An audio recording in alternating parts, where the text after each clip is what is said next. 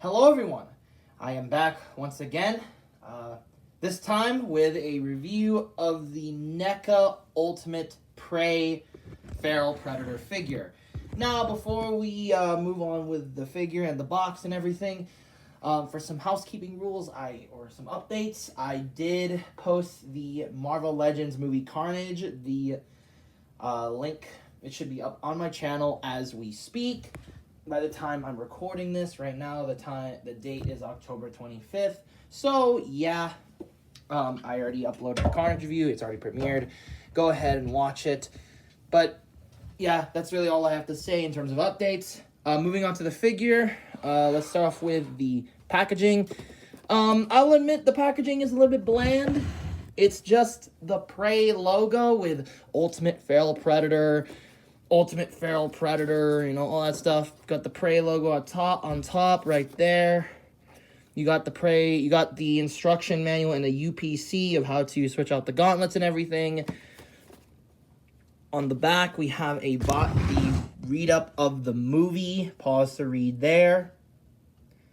Okay, we do have a lot of photos of this guy, including what he comes with. And of course, we do have your classic window box with a photo of the figure and where the figure would be. So, brief overview about this guy. All right. Now, this figure was in the long time coming, ever since Prey was released on streaming in Hulu and Disney+. So yeah, this figure, a lot of people really were excited about it. I know people were a little bit divided on Prey. Unfortunately, I thought it was a great movie, but I'll have to probably rewatch it. But yes, I was definitely one of those people who really wanted NECA to make a new Feral Predator figure. And I know a lot of people, I don't know exactly the customizers, but a lot of people have made their own type of kits and customs utilizing the Alpha Predator figure from the Predator Hunting Grounds game. They used that figure, and then they got some 3D parts, and then they slapped it onto that figure. Of course, there's a lot of repainting, but they did that. And then NECA released a bombshell image of this guy, and that shocked the world. Then fast forward to 2023, and then this figure was released, I think, during the Holothon event. So yeah, it was a very rare figure at the time. So, yeah, I got the figure around October, or I think September-ish. And since then, I will admit this is probably one of the best Predator figures, and I will admit too, this was this, as you saw from New Year's Eve of 2023, this was my #1 figure of 2023. So, has my feelings changed for this figure despite my movie bias, or is this figure kind of disappointing? Well, let's start off with the painting and the sculpting of this figure. Alright, so for the painting and the sculpting on this figure, I think the painting and the sculpting on this figure is really good, if not immaculately good. Of course, NECA doesn't really slack off in terms of their painting and everything, and I know they kind of prioritize paint and sculpt over articulation, but I will admit, for an articulated figure, I will go over this in articulation, but for articulation, it's absolutely impressive. But for sculpt, starting off with the head, it is very well sculpted. I'd say there's no flaws here, per se. I mean, if I was to say I just really love the sculpt, I love the texture work they've done for the bone mask. Maybe they could have been a little bit bigger, but I don't know. I think it looks really good. Again, it's been a while since I've seen Prey, but it looks very nicely well done. I love the dreadlocks, and unlike the movie Carnage that we reviewed just a few weeks ago, I'd say the paint, they did the whole mandible thing much better in covering the seam lines, as you could see. But yeah, the figure has a very nice organic wet texture to it, and it looks very nice. I love the dreadlocks here, although they're a little bit long, and I think that's just more of a design choice. A little bit long, but it's not terrible looking. But overall, I really like the head sculpt. Very nicely well done. And although maybe slimmed down this part of the bone mask, but otherwise, it looks very good. Now, of course, when this guy was unmasked, you get the ugliest boy ever. And it's really well sculpted. Although, I don't know. Again, the main problem I feel like is just the fact the mask is a little bit too big. But I still think the sculpting is very well done. But I don't really think these mandibles do it justice, and we'll go over this during accessories. But I do really think the alternate mandibles are definitely a lot better. So, anyways, moving down to the arms. Very nicely well done. Love the texture work, all the spots and the details and everything. This is actually one of the few times I've ever seen a Predator figure without the fishnets. Like, there's none. But yeah, moving down to the arms, very nicely well sculpted. You know, very nicely well textured. Although, I know this is more of a Marvel Legends thing, but I really hope NECA could learn from this. Is it possible if we could get pinless joints on NECA Predator figures? Just wondering. But I do really love the details of the gauntlets. There's a very nice dry brushing to them, and there's a lot of bronze detail, as you could see here, and even some bone parts too, like stuff over here jutting out. And of course, we have the shield gauntlet, or technically the somewhat self-destruct device over there. Again, very nicely well shaded, very nicely well sculpted. And then moving down to his body, I'd say in terms of paint, my only nitpick is maybe these weird silver lines, as you can see on his chest, on his leg. It looks really strange. So, but otherwise, it's not terrible looking, and I think, yeah, it looks very good. I really love the detail here, although again, my only gripes are just the weird bright colors, like the silver and this weird pink down the middle, as you see right here. I'm actually use the X-Acto knife to point out what I mean, but this part right here, I think, looks very, very suspicious. The dots and the polka dots and everything look very nicely well done. And I do really like there is at least a little bit of hair. If we move this guy's dreads, you can see a lot of like hair at the back, and it looks really sick, although it looks a little bit unnatural. But yeah, very nicely well done. And moving down to the his skirt piece, it's very nicely sculpted, and there's even some, I don't know if this was either because of me or anything, but there's actually some nice blood detail on the wolf skull. And I'm assuming this is probably from the snake, but yeah, really love the detail here, although I don't know what exactly this is. Again, the shading and everything here is really good. NECA does not miss in terms of their painting and their sculpting. Moving down, of course, he has the wraps on his feet. Very nicely well done with the black toes and the wraps that are on his feet that also carry out articulation. I'd say, you know, I will admit the painting and the sculpt, I know the painting and the sculpting section is a little bit short, but I will admit, what is there really to say when literally everything here is so good? It's NECA. NECA's pretty obvious in terms of doing painting and sculpting, and especially for the price point that you get these guys, it is understandable why why I don't really have much to say, because it's a very nicely well done figure. My only gripes are just some of the bright colors, and that's it. Maybe some of the sculpts with the head, with the mask and everything, but otherwise it's very good. Now moving on to accessories. Now, as for accessories, this guy comes with a lot. And I'll be honest here, I don't even know if I have everything currently, because everything right now, all the accessories that I have for all my figures are in like bins. So I don't know whether or not some of the accessories are in a bin, but there's a lot, from like 2 other mandibles to a bunch of different hands to his biomask to all of his weapons, and even a little baggie of these little things here, which I'm going to show you on camera with this little thing here. This right here This little S, I think this is supposed to hook, I think, the spear, because his back is actually magnetic. But before we get to that, let's start off with just the mandibles. Again, I think this is what makes the figure so much better, and I think, you know, this kind of makes the figure more improved than other Predator releases, because, you know, this is something that you would only see from, like, a Hot Toy. You know, if you know what I mean, those Hot Toys Predators, they would, like, you could, like, switch out the mandibles, but with NECA figures, if you want to get, like, a different expression for, like, Jungle Hunter or something, you have to buy a whole other figure just for that, and I wish they could have just included that in the first place with their Ultimate Jungle Hunter, but oh well. But this is very innovative.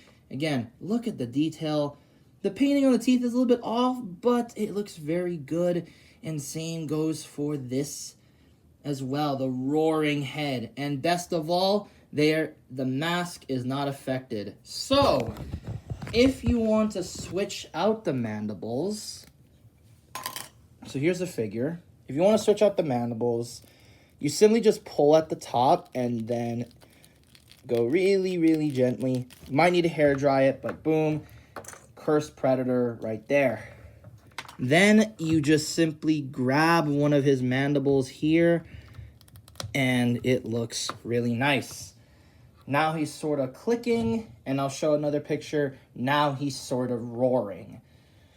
And best of all, the mask, again, is not affected. Because look at that. And that looks so much better than just using these, the standard mandibles. And how can I mention? He has, of course, a bunch of hands. Two of them are just relaxed hands. So I'll show the pictures up here. Two of them are relaxed. He does have another hand. I don't know what this hand specifically is for. I don't know what it is. He does have a few giant gripping hands, and these are meant for the staff. He does have another pair of it, which also is meant for the staff. Of course, he has the two fist hands, and then he has another pair of other hands. I don't know what these are for. And he also does have a trigger finger hand that is meant specifically for his spear gun, which is very good, very nicely well sculpted, although I have a feeling this thing is broken. I don't know why. I feel like there was a bolt here. I don't know, being in a bin is quite hard. But anyways, as I mentioned before, there is the collapsed spear right there. Very nicely well done too, very nicely well sculpted. It reminds me of the AVP Preds. And then, of course, there's the spear, the fully attracted spear. Not retracted spear, but fully retracted spear. And, ooh, be careful about that, because that could actually break. But, of course, as you saw, it disassembles. Of course, similar to the movie, and they simply just fit on these two hands. He does have a med kit, or his little backpack, that simply just, as you see here, it just magnetically goes on. However, you cannot, and you can't put the spear gun here. However, you cannot put more than 3. As you can't put all of them. And that's where I think this comes into play. But honestly, I don't even know where this goes. And of course, how can I mention? He has, of course, the shield. To attach the shield, there's 2 versions. There's a collapsed version, which I actually did not know. Very nicely well sculpted. But then, of course, there's this big shield, which, nitpick here, it's very good. But my main problem is the fact that it looks a little small. So you see those slots right there on the figure. Here's some slots onto the shield. Simply plug it in. And while it's snug, it looks very small. And that's where I think the gauntlet kind of comes into play. I don't know. That looks very small. But yeah, overall, I think it's very good. And then moving on, how can I forget? The one last thing that every Predator figure always has is wrist blades. And these are very good. Be careful not to lose them. Very nicely sculpted and very different from that of a lot of other predators like City Hunter, Fugitive, or Jungle Hunter, or hell, even the super predators. So you simply just slot this in right here, and you slot this in right here, and yeah, it looks really good, although there is a part of me that feels like this isn't fully in place. But yeah, whew, really love that. So overall, accessories is really good. There's a lot of things you can do with this guy. And I know it's a little bit quick, but there's a lot of accessories here that would be too much for me to kind of continue. But overall, really love everything here. Now let's move forward to the articulation. So, articulation for this guy is actually really impressive and actually improves on sort of a few things that a lot of other Predator figures have problems with. Starting off with the neck, there is not only just more neck there's not only just a ball joint at the head, but a ball joint at the neck, as you see here. So he can not only just look down this far with just his head, but he can look down, not only can look down this far with just his head, and I'm just gonna change the camera angle. He can look down far with this head, with just his head, but then he can look even more with the neck. And there is a ball joint right there at the base of the neck, if you could see it. He does have, of course, a 360 on his arms and a in and out. He has a bicep swivel and a double jointed elbow. He also has a gauntlet swivel that I really recommend you either dip this guy in hot water or hair dry it because it was kind of tight out of the box. A hinge joint at the wrists, and this goes for all of them except for the trigger finger hand, where it simply just goes up and it goes down like that. So it just goes, so really it just goes like that or that, and of course there is a swivel. He does have an ab crunch, but I don't know if it's activated or not, but there is a lot of it. And he does have a bit of a ball joint at the waist. Tilt from side to side. Although not as much. I feel like the neck does most of the heavy lifting. And then the legs, they're not on those very terrible ball joints. It's on a ball joint, but it's more like a friction joint. As you see, it's very slow when kicking up. Very nice kick back. Spread very far. He has a thigh swivel too, although not as good as, let's say, like the other Predators. No knee swivel, like most, like Fugitive, but he does have a double jointed knee, and of course, ankle pivot that's on a ball joint. So posability is very good, but I feel like the most notable things here are the legs and the head. The legs, because they're not on those very, if you collect NECA Predators or own a NECA Predator, you would know the experience of standing them is kind of hard, especially with the ball jointed hips they have. So this is a much big improvement, and if you want to see, there you go. Right there. It's one of these joints, and I'd rather take this than any of the older Predator stuff. But, yeah, very nicely well done. And another thing that is also improved is just the head. It's not, the neck is on its own. So, yeah, that's posability. Now move on to size comparisons. I have a ruler. It was right here on the desk, but here's the size. He's about almost 8.5 to almost 9 inches. Right there. Now, as for other comparisons, he is compared to the Marvel Legends What If Zombie Captain America and the NECA Archie Slash from TMNT.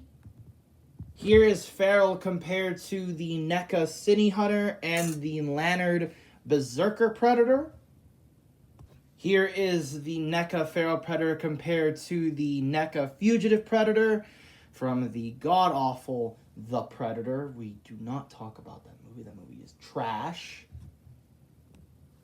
And here is the NECA Feral Predator compared to the cast of my fan film, which hopefully I can try and do and finish, of Bloody Winter, featuring the Marvel Legends Legacy Wolverine, the Star Wars Black Series Boba Fett from The Mandalorian, and the NECA Snake Predator.